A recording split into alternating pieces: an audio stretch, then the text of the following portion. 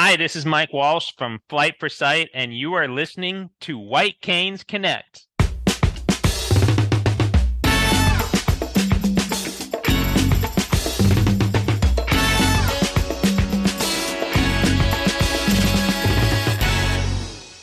Hey there, PA Federationists. Welcome to another episode of White Canes Connect, presented by the National Federation of the Blind of Pennsylvania. My name is David Goldstein. I am the treasurer of the Keystone Chapter. Joining me today is co-host and Keystone Chapter Vice President Lisa Bryant. Lisa, how are you today? Well, David, and thank you for bringing Flight for Sight to our attention.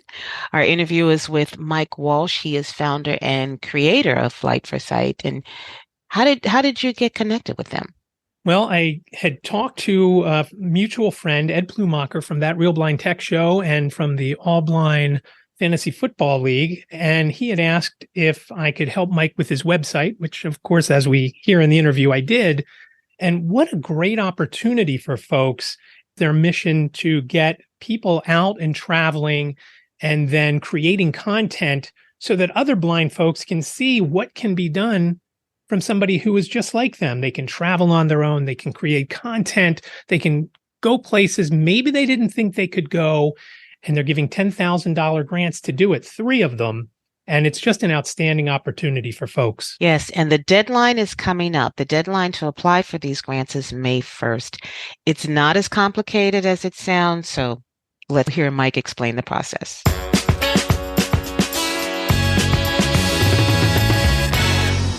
Mike, thanks so much for being with us today. Hey, it's great to be here. Mike, I am so looking forward to this discussion about Flight for Sight. What an amazing opportunity you're offering people. Before we get into all of that, why don't you just introduce yourself? Tell us a little bit about you and how Flight for Sight even came to be. Great to be with you guys, David and Lisa. Flight for Sight really started way back in 2014. And back then, I had this amazing opportunity to travel, and I was particularly working in social media. And at the same time, I had this condition where I was losing my sight, as obviously I still do. And I thought to myself, it would be interesting to combine all 3. Mm-hmm. And so I sort of smushed these 3 things together. And what I did was I announced to the world, to my friends, to my family, a lot of friends didn't really know about my vision condition because I have a condition called Usher syndrome, but the vision condition, as my vision got worse, that happened later in life. So people knew I was hearing impaired, but I made this big announcement. I'm losing my sight and I'm going to travel the world. Where should I go? Mm-hmm. And we called it, with some friends, we called it Flight for Sight.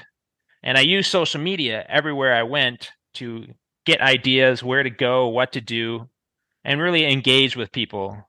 We used a Facebook page back in 2014.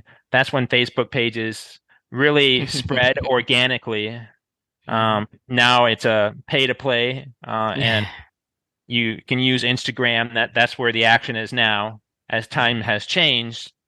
So things really spread organically, and I ended up going around the world. I interviewed people and other people who were blind and low vision and influencers in the world. And everywhere I went, I was always trying to stay engaged online, asking people, what should I do next? Post pictures. People were following along. And what really intrigued me was, people people really love travel. And when they saw me traveling, there was a lot of engagement and support about what I was doing, just kind of being out there, posting pictures, with my cane, being more out there in the world and just kind of learning about the world of blind and low vision individuals. And then that morphed into what you're launching now, which is this opportunity to win a $10,000 grant, this Flight for Sight 10K grant. Tell us about that. Yeah, so I did this thing where I went around the world and I wrote a blog and had all this social media engagement, and it was really exciting.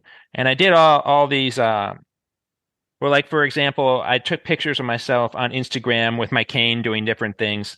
Um, and I had a blog. And so I always thought to myself, you know, what would someone else do with this opportunity? What kind of content would they create with an opportunity to travel and meet people?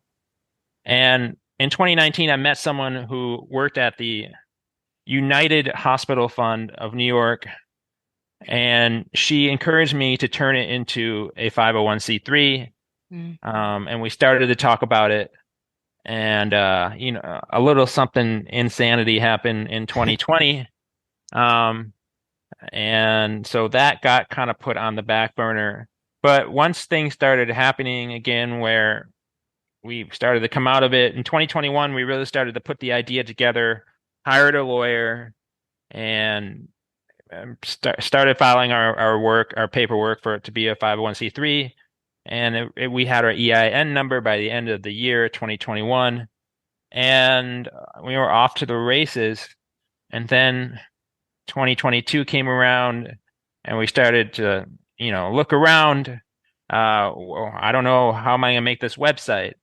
And I have really delved into the New York City community, learning about, anything I can, blind and low vision, just try to meet everyone and anyone and everyone, especially given, I'm incentivized to do that now. And what happened was a friend of mine was like, "Hey, check out this blind baseball." And so I started going to blind baseball practices, and one of the guys was like, just telling what I was telling him about the nonprofit I was starting and how I needed a website. And he's like, "Yeah, I know this guy. I know this guy. His name's David Goldstein." I'm like, "Okay."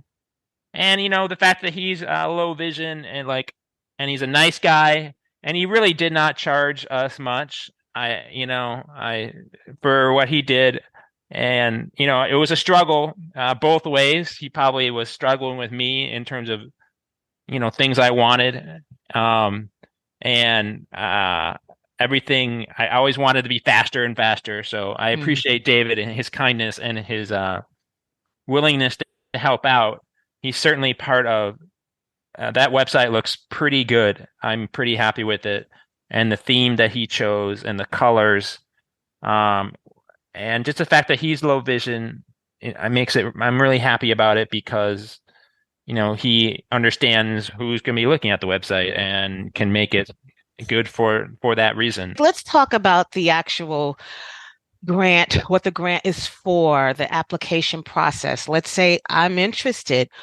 What do I need to know? Great question. First and foremost, we want people to keep in mind that you need to produce something that's educational, that's for a purpose. We want people to go explore the world, engage with others. But at the end of the day, you're creating some sort of content, some sort of media that you post online, or something that's tangible. You go out there and create something, or you go and travel and create a presentation and you present it to whether it's schools, organizations. Do something that is along the lines of being educational. Long story short, our mission is to give individuals who are blind and low vision the opportunity to explore the world, engage with others, and educate people about their lifestyles, their experiences, and challenges. So what that means is they can do a whole range of different things. Case study, or you want to investigate an issue that could lead all the way to Congress. Hey, look at what this person found out about the difficulties of getting in Ubers with guide dogs, right? Yeah. There are all sorts of challenges like that we need to push the needle forward to give people who are blind and low vision to make their lives a little bit easier, just to have the right tools to go forward.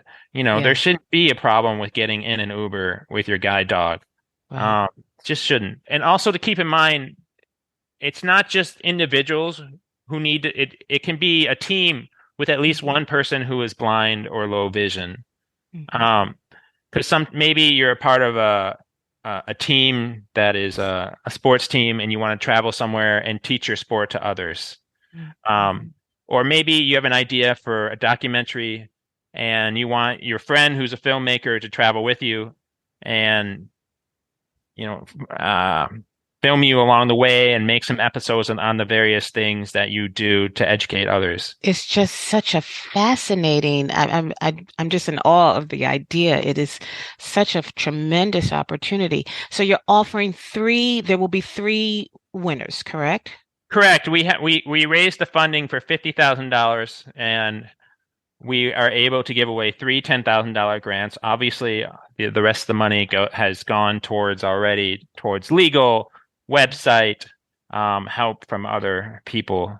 And And there's a deadline coming up. yeah, there is a deadline. It is certainly coming up. It is May 1st. We're sticking with it. We have, I think, 36 applications as of now. Oh, wow. And that is a lot of people that we'll be saying no to. But the beautiful thing is, people that are finding out about this grant now, that just means they know of us. And when we go to raise more money, which I fully expect we will, they will have a head start as to understanding what we want. Like I said, this isn't Make-A-Wish. Granted, there are people out there who are losing their sight. And there's a little bit of Make-A-Wish, but we don't want you to think of it that way. Where you're losing your sight, you could be like, all right, I need to go see these great, amazing things, the 7 wonders of the world, but also educate us about what's going on here.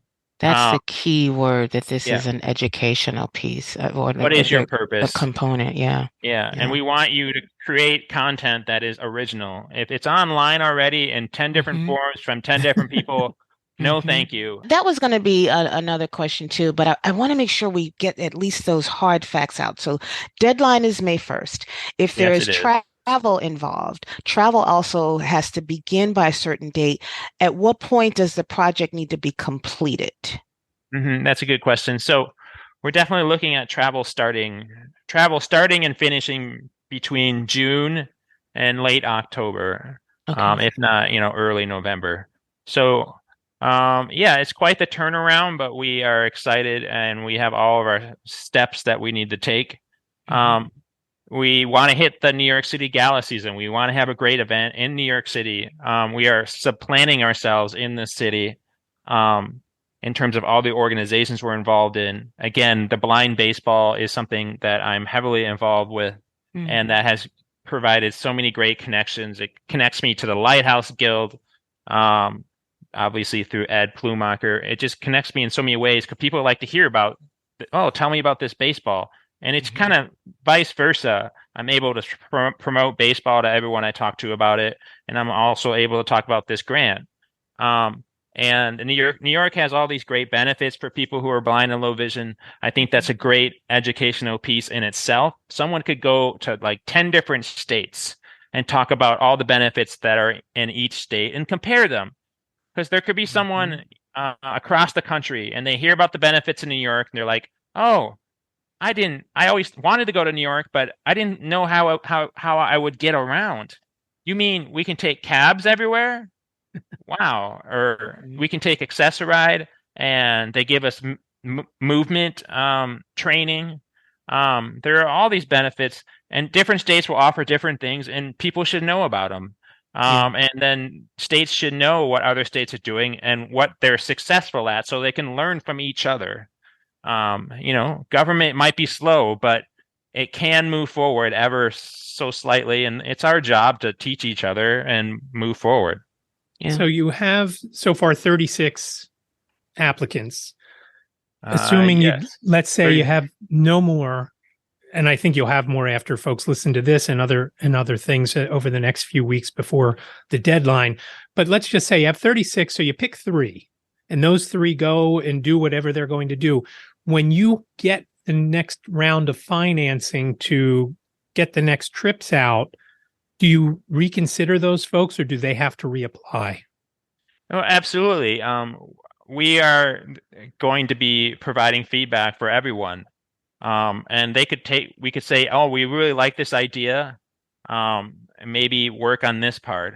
We can give them feedback about, oh, this is a great idea, but we weren't sure if you were able to create this content. And in the meantime, they can, work on that and show that they can do it and post it online. And as far as the content goes, are they posting on your social channels or YouTube, or are they posting on their own and tagging Flight for Sight?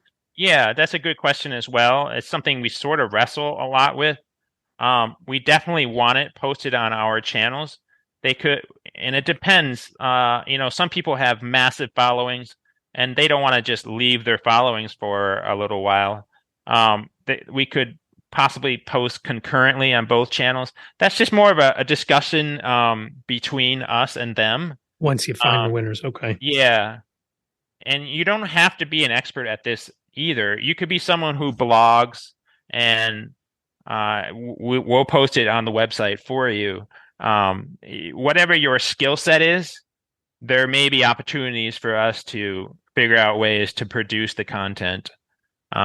If you're going to go out and teach others about blind and low vision, for example, like if you're a retired school teacher and you want to go to 10 different schools along 10 different states, and you want to present a presentation about blind and low vision people, we could certainly find a way for that to get videotaped and uploaded to YouTube if you have no skills to do that. At the end of the day, we want someone who could create some really incredible content, taking advantage of the opportunity to travel.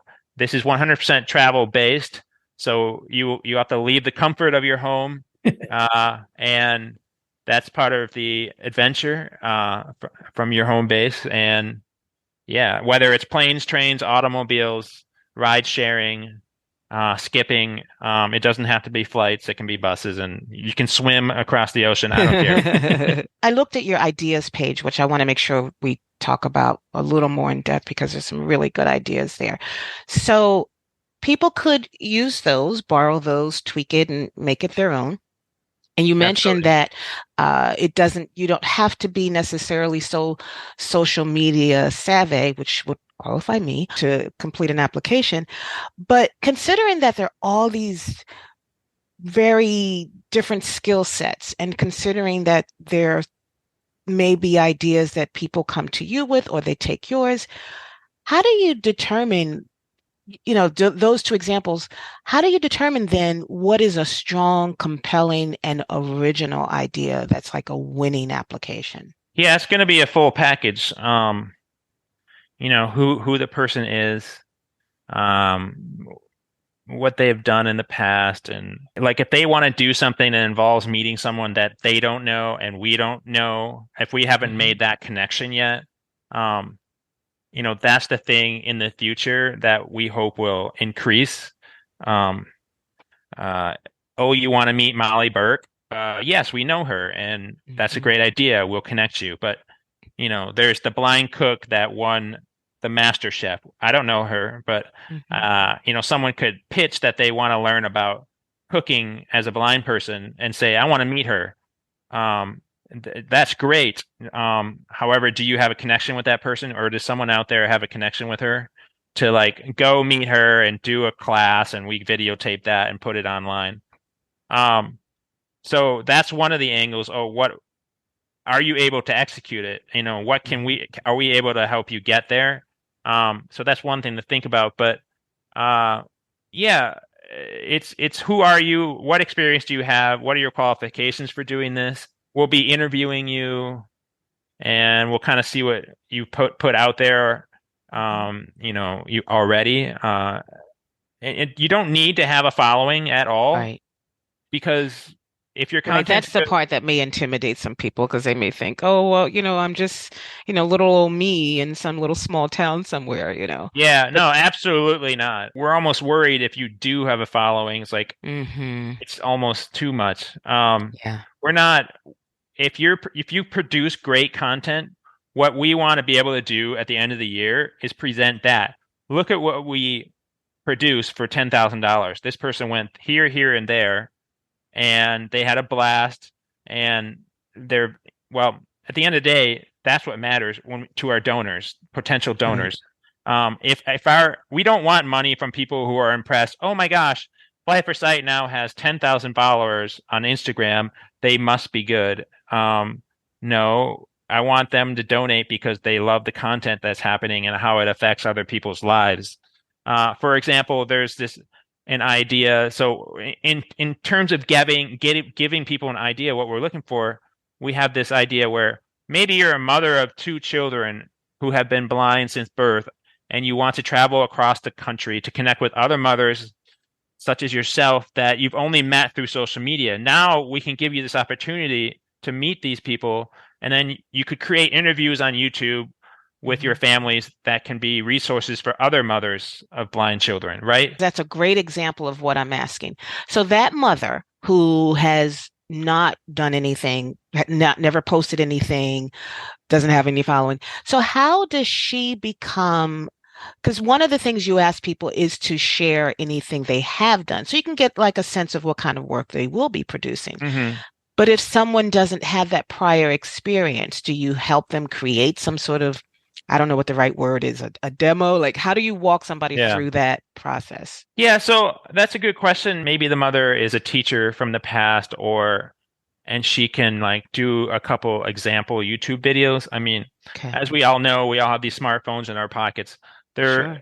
You can send us a video just right then and there, Okay. explaining, giving us some ideas of kind of things you would want to teach, right?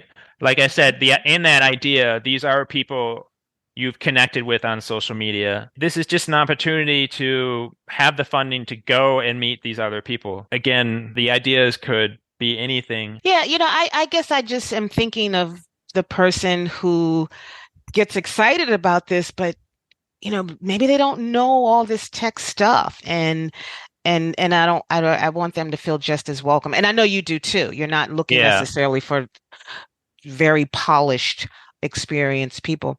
So when it comes to evaluating all these applications, which I hope you're flooded with, by the way, tell us about that. What committee is looking at this? What's that reviewing and next? Because I guess the first phase is the application. And then you'll select people to be interviewed. And then from the interviews, you'll narrow it down to the three. Is that the process part? That is essentially it. Interviews will Okay. be one or two interviews at this point. We're going to be providing feedback to the current applications. Um, what the applications that have jumped out so far are ones that are organized in terms of telling us what their objective is and how they're going to do Right. it, and they have good experience to do it. And yeah, we've had a bunch of applications that are like kind of vague, like Mhm. I want to show the world that blind people can leave the house. I'm like, okay, okay, good. Yeah. Yes, I can put on pants too. All right. I I don't enjoy being an inspiration for the world because I can wake up and put on pants. I mean, Mhm. blind people who are blind and low vision can do anything. And I'm sorry, I think I read an article about a blind person flying a plane the other day, so I'm really not sure what we can't do. Um, and technology is one of these things that are really helping us. Um, and that just brings me to another idea. I mean, go to Stanford. There's an article I post on the website. Go tell us about the latest technology, especially when it comes to canes. When's the last time the cane has changed? That's an idea. Go learn about the latest technology, who's creating it. Mhm. For technology that helps blind and people who are blind and have low vision. In terms of reviewing the applicants, how are Yeah, you judging them? So is that you and your board? And then when are you going to make the announcement of the winner? I'm yeah. curious. So yes, it's my board. There's four of us right now. Rosalie from the United Hospital Fund of New York. She is development and strategy. She is the one that kind of told me, you could do this in 2019. And my brother is on the board. He's a lawyer. Got to have a lawyer. We will be investing in some incredible paperwork in the next month Mm. uh, to get everything situated. And then, of course, we have Megan Kennedy, who works at Amazon in the accessibility department. Um, so yes, and so we'll be checking out the applications. And like I said, we're going to be providing feedback to everyone. Some of it will be specific to their application, asking, a little more here, add a little more meat. But And they've got to do that by May 1st. yes, the deadline is May 1st, midnight May 1st, 12:01 on May 2nd. Will Sorry. be sorry. Yeah. And the Wait, announcement of the winners will be when? that'll happen when it happens, but it'll happen at latest June 1st. But it's still a process, and towards towards the end of May. We don't have a date yet. And before that, you're going to interview some of the folks that are close. Maybe at the end you've got 5 applicants that may be close, so you're going to interview those 5, or you're going to interview everyone. Yeah, we don't know how many we'll interview. We're not saying 10. The applicants there'll be a handful. I suspect around. I mean, if there's 50 applicants and 10 is a decent number, but it could be 8, it could be 11. Without getting into specifics, do you have any applicants that are talking about international travel? Yes, absolutely. I can't give you specifics. No, don't give specifics, because I don't want somebody else to say, "Hey, that's a great idea." I have a great idea, and it would be well, ideas are nothing. It's all about execution. Everybody's got an idea. Right. Flight for Sight was an idea at one time, and executing it has been long and hard.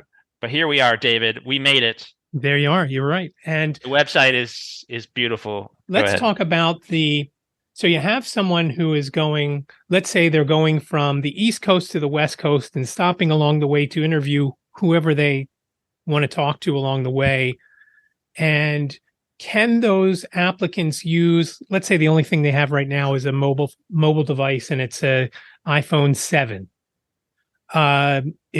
Can that 10,000 go to either upgrade their phone or to buy some new gear to document this, or does it have to all go for travel related items?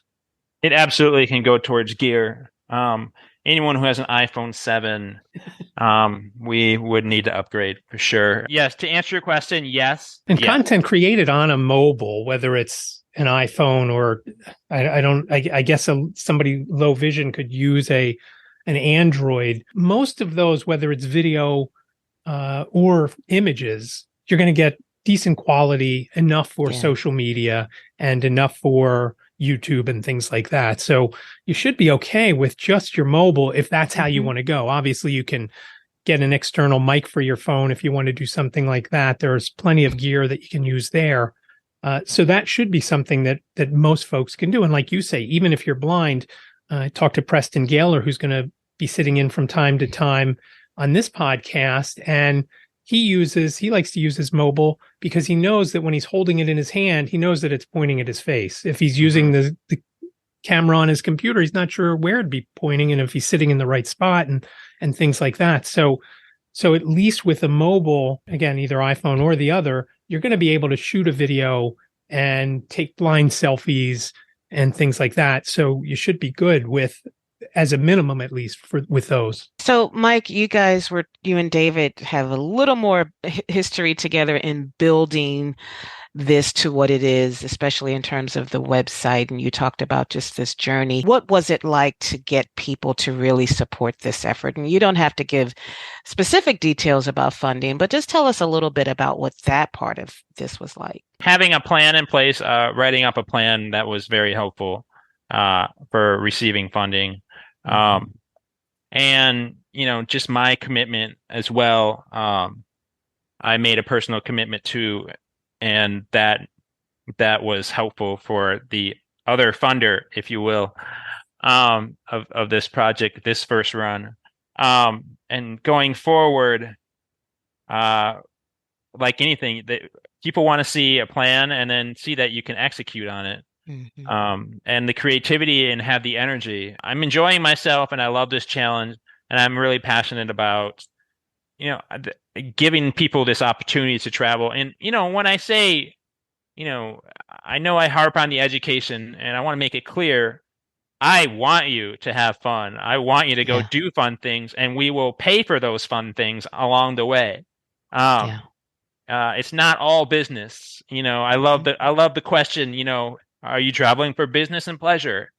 The applicant better say business and pleasure. Um, we want you to have a great time, because also you can educate us along the way on those other activities. I was recently at the Usher Syndrome conference. Well, recently, when was it? June or July this past year. One of the activities that took place was a whole group of blind and low vision people going axe throwing. Now, I heard about this and I was like, blind and low vision individuals going axe throwing. That is content that I would like Mhm. to see put out there.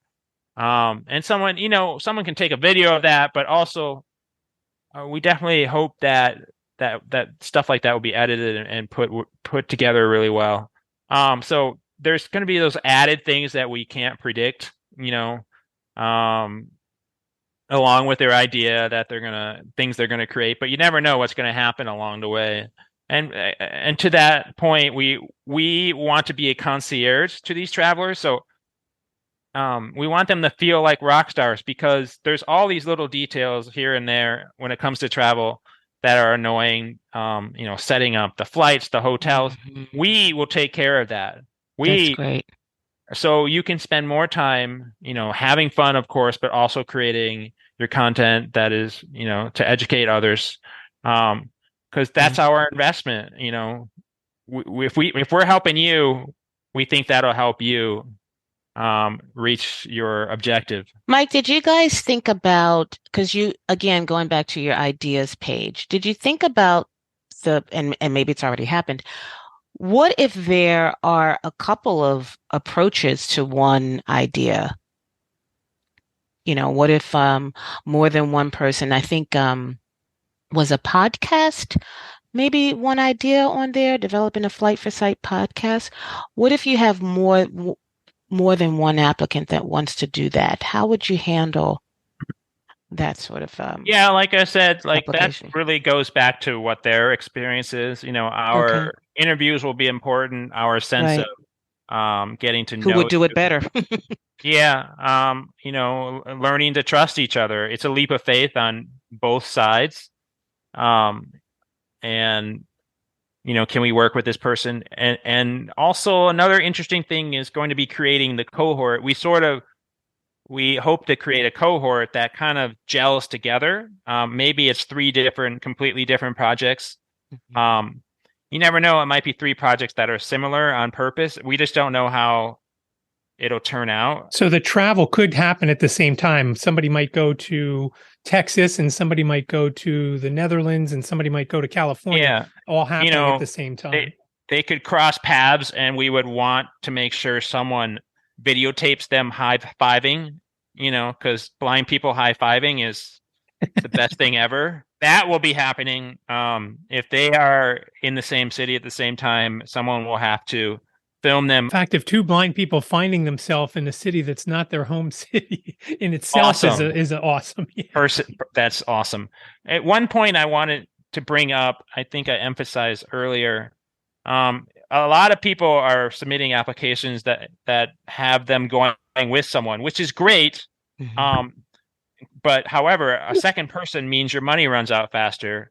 So what is the advantage? How are you taking advantage of that second person? Are they a filmmaker? Um, Right. that's one thing. Are they good at photography?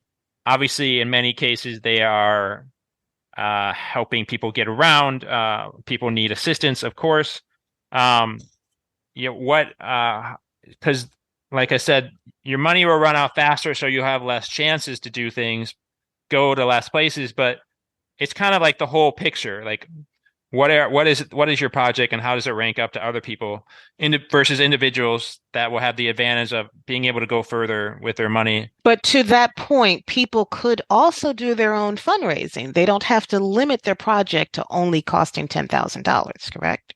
Yes, that's correct. Yes, that's something that should be put in the application, and we'll discuss that further in ways that can take place. I guess the word is overage. I learned that word recently. I liked it. Hmm. And I overage. guess the issue there could be what if they're talking about that their other sponsor more than they're talking about Flight for Sight. I would think there's going to be could be some kind of issue there if you're not careful going in. Yes, it's a conversation, individual conversation for sure. Right. Yeah. There is a rule of thumb that the Holman Prizes uses where they say you cannot raise more than 51% of the project, I think. I think that's what Okay. they said. Okay. Which is an interesting rule. I don't know if we want to implement that, but it makes a lot Right. of sense. Because Right. maybe they have rights to the content if it's under 51% or if it's Mm-hmm.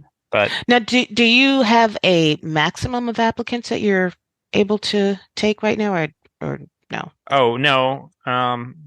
You'll take as many as you can get. Okay. Yeah, it's, at the end of the day, if all we had were 3 applicants and they were incredible, I'd be happy. Mm-hmm. I'm happy to share with the world how many we have. It's like, I think 36 applications. Some of them are doubles from other people or triples, I think even, 'cause people have redone them. But I would say at least 30 people have applied, probably a little more. But and I know more are coming in. I think it's going to be 40 to 50. And like I said, it, I don't, I'm not trying to get 1,000 applicants and feel great about myself. I'm trying to slowly build this up. And every person that applies, I take personally. I take as a sign of, all right, they're really into this. And I want to personally reach out to each person and say, hey, obviously that's a lot of no's. If 50 people apply, that is 47 no's. Yeah. And I want to be able to give feedback on every application, because we're going to keep going. And if someone applies this time and their application is better the next time because of the feedback that we were able to give them, well, then that's great. I'm glad that they applied in the first time. So speaking of keeping this going, how can people, other than submitting an application, how else can people support you? Yeah, we do have a help page, flightforsight.net/help. And the application, of course, is /apply. On the help page, we have a bunch of ideas for people to help. There are things like, oh, maybe there are miles that you have that you would like to donate. Let us know. And we'll figure that out. I don't know the vehicle in which to do that yet, but I know I was looking up the Make-A-Wish page, I think it was, and they seem to have certain ways to do that. Anyway, but we're very young. We're learning these things. If someone comes to us and says we have 100,000 miles we want to give you, I will certainly figure it out. If you are like, oh, we'd really love to host a traveler at our place. If you have an Airbnb and you want to give us a discount. See, these are things that will come along and we'll be like, all right, well, there's a really nice Airbnb in upstate New York that they're donating for a weekend. One of our travelers should definitely take advantage of that.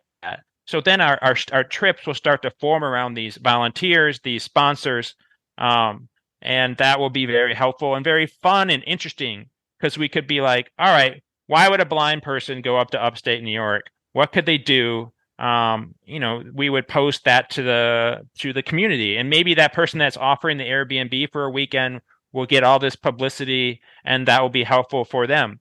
So I'm excited to create those kinds of partnerships. One of the first partnerships we're going after, or sponsors, if you will, is we're going to reach out to luggage companies. I think that's a low-hanging fruit. Like, it doesn't cost a whole lot to give three travelers or groups of people luggage, and we'll give that company a lot of exposure. So we're going to start small with things like that. And as far as, of course, the big question is always donations. That is certainly a huge part of what we're going to be doing in the future. We, of course, had the money for the short term, for the first 3 grants. And so there's no worries there. So when people apply, this money is going out to 3 people or groups or so forth. There is a button on the website. We've even received some donations. Family and friends, of course. There are many ways to support. Yes, there's many ways. Yeah, and just reach out in any way possible. If you have questions, I am very easy to find online. Flight for Sight's easy to find. We have the same name across Instagram, Twitter, Facebook, flightforsight.net. You name it, it's Flight for Sight. Our Venmo's Flight for Sight. Anyway, I just threw that in there. No, everything's Flight for Sight. I'm proud that we have that branding down. Yeah. That's very important to do when setting up something. In fact, if you're thinking about setting up any kind of business or website, if you can't get all of the social channels under the same moniker along with the domain, and not necessarily it all be Flight for Sight. It could be a variation of Flight for Sight as far as the socials go, but they've all got to be the same. You can't be Flight for Sight now on one and Flight for Sight tomorrow on another. It's got to be the same. Yeah. The branding's got to be. Yeah, I'm very proud of our branding. You know, the logo, I made it on Fiverr with someone. I couldn't tell you which country it was. I want to say Pakistan, India. I'm sorry. I should be more respectful. The guy was amazing. He was so kind. I was like, "Can you do this? Can you make this change?" And I know David really likes the logo. I love the logo. I absolutely love the logo. I love it. And the color scheme is great. The logo itself, everybody, including my own personal website, everybody uses something of an eye, but yours is so different from everyone else's that it's just outstanding. It is just outstanding. Thank you. Yeah, all credit goes to that guy. I can't tell you this. I should highlight him somewhere on the website. But you know, there's all these great services. I'm learning so much. We have the Google Ads grant, which apparently is up to $10,000 a month. You know, it's all a process. You got to get there. It takes time. Yeah. The Google thing wasn't the easiest, but you know, there are things like Canva. They offer you a free pro version. This is all for 501c3. So the beauty of being 501c3 is you get that letter, you're able to upload it to all these services. You know, a lot of them offer like 50% off. I think Buffer is something I may use for social media. I think they're 50% off, but it's kind of great. You kind of feel like, all right, you commit to this, you know, it's tough it's going to have challenges, you know, raising money will be tough at times. But there's all these companies that are, you know, that are trying to help you. You know, obviously, they want their praise as well. But we'll see. It's kind of fun and interesting, and you know, like any startup, we truly feel like a startup. We jumped off a cliff, and we are trying to build a plane on the way down. And then we hope we build it. Like, you know, with the website, I want to bring up a great point about the website. One of my frustrations was finding pictures of people who are blind and low vision, like just good pictures. And, you know, it occurred to me, I was talking to a friend. I was like, all right, you know what? I didn't know that we were going to become this nonprofit that was going to create amazing pictures of people who are blind and low vision. But that's what we're going to do. By the end of the year, we're going to have all these amazing pictures of people who are blind and low vision. And we're going to be able to put them on our website. I had to dig deep to find some. Thank you to Molly Watt, who is like the cover person. Essentially, there's my picture, which I didn't necessarily want it to be me. I wanted to find someone else, but it's me, and my friend Dan took that picture. That's in England. But below that is Molly Watt, and then if you go to the mission page, I found that picture. Yeah, I found that she's picture. fly. I love it. Yeah, you know her? No, she's just fly. She just looks fabulous. Yeah. I was like, this girl's on a mission. This woman's on a mission. She just looks fabulous. I found it on Instagram and I asked her and she was like, yes, I'll use it. And I was like, all right, awesome. And I have to tell you, Mike, I thought, is that an actress? Like, is she really blind? But because she just looks great. Yeah, she's rocking it. Taking a step back for when you form the 501c3, walk us through that process. Do you form the corporation and then apply for 501c3 status, or how does that work? Yeah, that's a good question. I don't know, dude. You just hire a lawyer and give him money. So your brother handled? No, well, his colleague handled it, actually. Okay. He was involved, I'm sure. You have to have your board members kind of set up. You need 3. You have your mission. You got to fill out a lot of paperwork. And pretty quickly you can get an EIN number. That means you can raise money. So that's a quicker process, but the actual 501c3, full on 501c3 takes a while. And we had to go back and forth once with the IRS and, make sure, answer some questions. And that was super frustrating. There was a lot of time where I was like, oh, I don't know what to do. I'm stuck. There's a lot of waiting. Is the process. Going through with legal counsel to help along the way is probably the best thing that you can do, because you're not going to there's a lot of things you're not going to know, and you're going to be busy doing other things, trying to set everything up.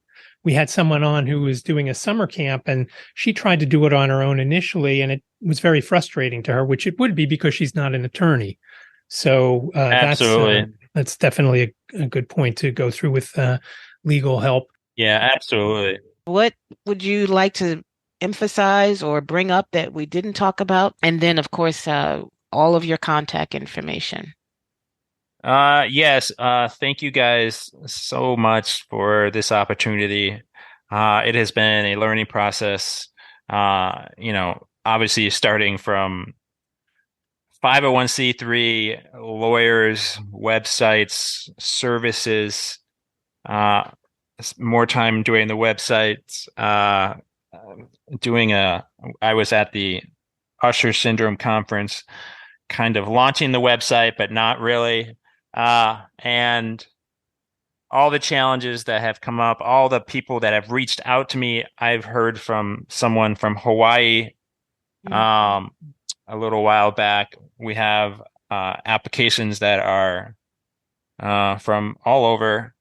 And I guess I'm looking for people out there that are blind or low vision or part of a group that could really take advantage of this grant, travel and go somewhere that they really want to go, and to learn something, and also in the end produce some sort of education that will help other blind and low vision people, that will also help people that are fully sighted, and to learn about the lifestyles and experiences of those who are blind and low vision.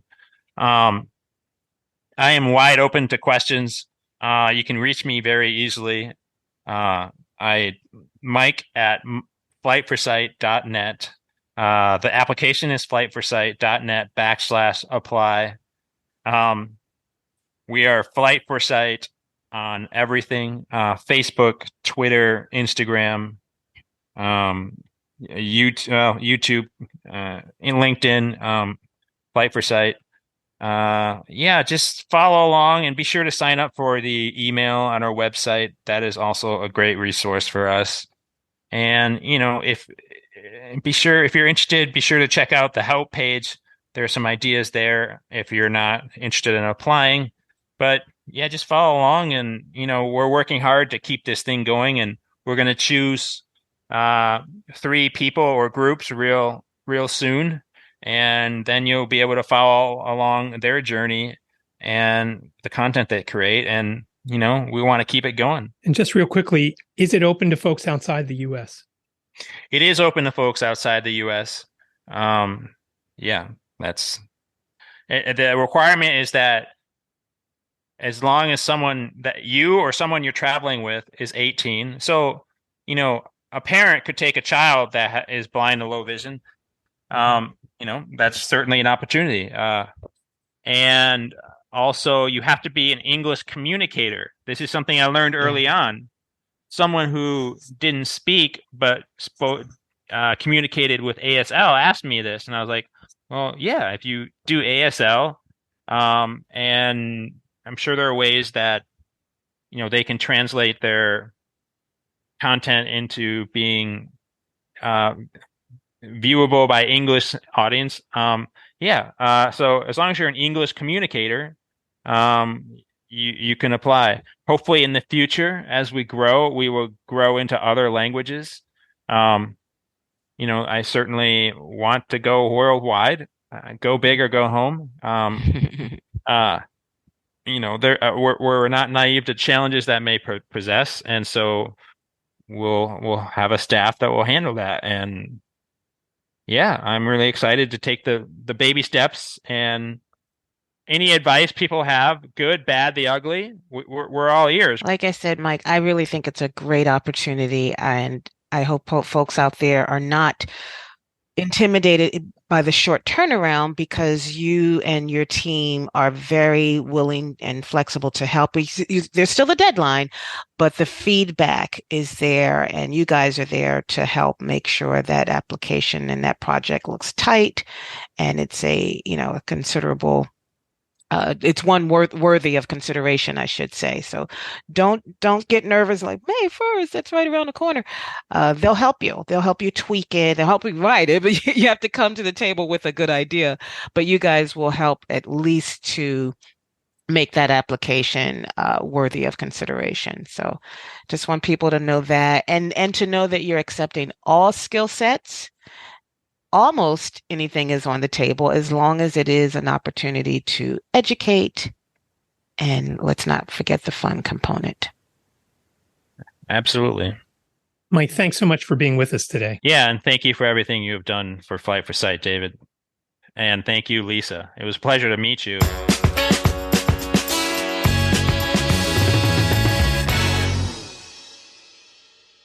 Thanks again to Mike for stopping by and giving us all the information on the great idea that is Flight for Sight. If you are interested in travel, now is your chance to have somebody else foot the bill, and you can also educate others in the blind community on what you're doing, how you're doing it, and that they can do it as well. It's a great idea, Lisa. It's a wonderful idea. And if anyone is out there and you're considering applying, let us know. We'd love to follow your journey, even if you're not selected as a winner, what that application process was like, what it was like getting feedback to make your application even tighter. I think it's a fantastic idea. And I guess I just want to also encourage people who may not have a whole lot of social media experience or exposure. If you have a great idea, you should definitely still apply. As you're speaking, I'm thinking of all these ideas that you could do. If you love sports, you could go from stadium to follow your team and then go to the front office of each of those stadiums. Let's say it's baseball, and say, yeah, I really enjoyed the game, I think, but I heard it 7 seconds or 10 seconds after everything happened. Could you do something about that? It would just be something that would be great and would obviously benefit the entire blind community. And they have an idea page. So they've kind of done some of the heavy lifting for you. They have some ideas that you could steal and make your own. So even if you're interested, but you don't have an idea, check out the idea page. And I guess we'll have that link in the show notes, David. Yeah, all that stuff will be in the show notes because it is something that's coming up quickly on May 1st. You've got to get that application in, get it to them. That'll be at flightforsight.net/apply. Again, that link will be there. All of Mike's contact information and social channels will be there. Maybe even start promoting it now. Maybe they'll pick you just because you're promoting their organization before you even get selected. Give it a try. And as Lisa said, follow up with us and let us know. And once the process closes, then we can tell everybody your idea. Or you could, of course, contact us. We'll give those contact details in a moment. But before we do, the Keystone chapter has a great fundraiser coming up on May 6th, right, Lisa? Yes, our cycle bar event. Again, we did it last year. It was so much fun. So you are spinning for a great cause. And it like David said, it's coming up May 6th here in Philadelphia at the Cycle Bar Studio. And the tickets are $25. Your ride is from 1 p.m. to 1:45. But if you're not a spinner, you don't have to spin, to it's not spin till you drop. They expect all levels or welcome all levels. It was a lot of fun. I did not do it like you did last year. Will you be riding? I'll be there. I will I'm be paying riding for a seat. again. You're going to ride again. Okay. Of course. I won't miss this at all. I always forget to ask if they have a crash cart there just in case. But it is a lot of fun. And I know a lot of people enjoyed it. It's at 1521 Locust Street in Center City, Philadelphia on the 6th of May, like Lisa said, from 1 to 1:45 p.m. So we would love to see you there. So if you're going to be in the town on the 6th of May, or if you're close by in the surrounding suburbs, we'd love to have you there. And again, it's for a great cause for the Keystone chapter of the National Federation of the Blind of Pennsylvania. And tickets are $25. So it doesn't cost a lot. You get a nice cycle ride in. You listen to some very loud music, and it's a lot of fun. I know everybody enjoyed themselves last year. We welcome your show ideas. We welcome your feedback. We just want to hear from you. So you can email us at whitecanesconnect@gmail.com, or you can reach out via phone. You've got up to 3 minutes to leave a voicemail. Please leave your name and your town. If you do call 267-338-4495. Again, 267-338-4495. Leave your message, what you love, what you hate. If you've got questions for us, comments, show ideas, anything like that. If you're going to do Flight for Sight, we'd love to hear from you after May 1st so somebody doesn't steal your idea. Again, reach out, 267-338-4495. Another great show, David. Yeah, a lot of fun. It was great talking to Mike, and I look forward to seeing how things progress with their applicants and who the finalists are, and then following along on their journey. Thanks, everybody, for listening. Thank you. Take care, everybody.